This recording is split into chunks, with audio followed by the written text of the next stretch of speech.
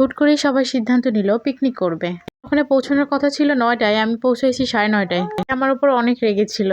আমার বাহানা তো একটাই, বাবুর জন্য লেট হয়েছে।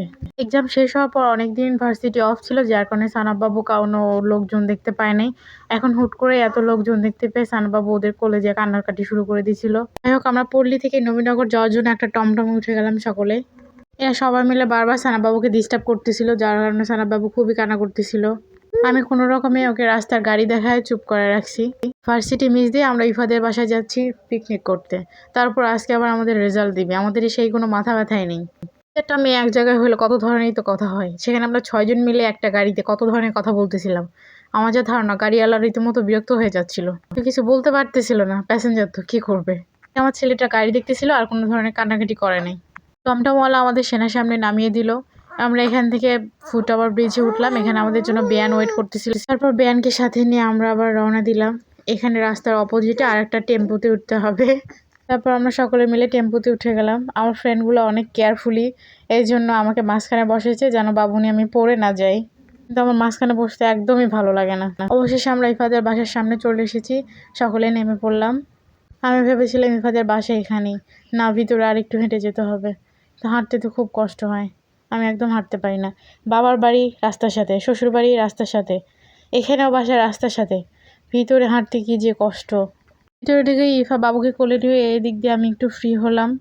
আবিদা ইফাকে হেল্প করতেছিল, ও ট্যাঙ্কগুলোনো পানিটা নিয়ে এসে সবাইকে দিচ্ছিল। এইদিকে আমাদের মেরিনা, ওফ কি খুশি। শীতের দিন হলেও অনেক রোদ ছিল, খুবই গরম ছিল, আমরা অনেক টায়ার্ড ছিলাম। যাদের বাসায় ছোট বাবু আছে, যে মা একা বাবুকে সামলায়, সে বুঝতে পারে একটা মায়ের কত কষ্ট। সে যদি বাবুকে অন্য কারো কাছে দিতে পারে তার যে কত স্বস্তি লাগে। বাবুকে ওদের কাছে দিয়ে আমি জিজ্ঞেস করতেছিলাম, কিন্তু ওরা আমার বাবুকে রাখতে পারতেছিল না, অনেক কান্নাকাটি করতেছিল। মেরিনা এইদিকে নিয়ে একটু ঘোরাঘুরি করতেছিল। এদিকে ভার্সিটি অফ থাকার কারণে অনেকের পেটে অনেক কথা জমে গেছে। যার পেটে যত ধরনের কথা ছিল, যত কথা ছিল সবকিছু এখানে এসে পরিবেশন করলো। আমি আর মেরিনা যাচ্ছিলাম ইফার রুমে, ইফার রুমটা দেখার জন্য। বা ইফার রুমটা অনেক সুন্দর। আর ইফার রুমে ঢুকে বলতেছি ইফার মেকআপ দেখবে। এখানে বাদতিনা নাচতেছিল, সাথে আমার বাবুটাকেও নাচাই দিছিল। ইফা লাকিকে দিছে ডাল ধোয়ার জন্য, ও একবার ডাল ধুয়ে বলতেছে ডাল ধোয়া কি হইছে। মানে যে সব বড় রাঁধুনিরা আসছে এখানে পিকনিক করার জন্য। লাকিরে বলা হয়েছে ফ্রিজ থেকে গরম মশলা আনতে, ও সাবুদানা এনে বলতেছে যে এটা কি গরম মশলা। রান্নাঘরের সব কাজ সকলে মিলে হাতাহাতি করে করে দিচ্ছিল, কিন্তু মেরিনা এখানে নাচানাচি করতেছিল। আমার বাবুটা এইদিকে খুব হাসি দিচ্ছে। বাবুকে সোয়েটার পরায় নিয়ে গেছিলাম গরমের জন্য, পাতলা কোনো কাপড় নিয়েছিলাম না। ইফা আর বাসায় একটা গেঞ্জি ছিল, এটা পরাই দিছে, এটা বাবুর অনেক বড় হয়।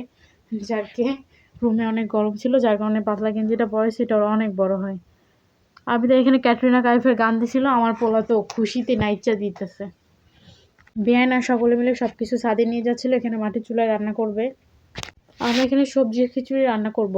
এটা পিকনিক না, এটা ঝোলাপাতিও বলা যেতে পারে। এখানে সব কাজ এখানে সবাই করতেছিল হাতাহাতি। এদিকে লাকি এসে প্রেম করতেছিল। প্রত্যেকটা গ্রুপে এমন একটা মেয়ে থাকবে যে সব কাজ ফেলে এখানে এসে প্রেম করবে। 12টায় রেজাল্ট পাবলিশড হবে, যার কারণে সবাই একটু টেনশনেও ছিলাম। মেরিনা আর ইভা এখানে লাকড়ি কাটতেছিল চুলায় আগুন ধরানোর জন্য, কিন্তু ওরা কাটতেই পারতেছিল না। আমি একটা কাজও করিনি, ওদের কোনো কাজে হেল্প করিনি, একটা জিনিসও ধরিনি। কারণ আমার বাবু ছিল, যদিও বাবু ঘুমাইছিল, ওকে রুমে রেখে এসে আমি এখানে ভিডিও করতেছিলাম।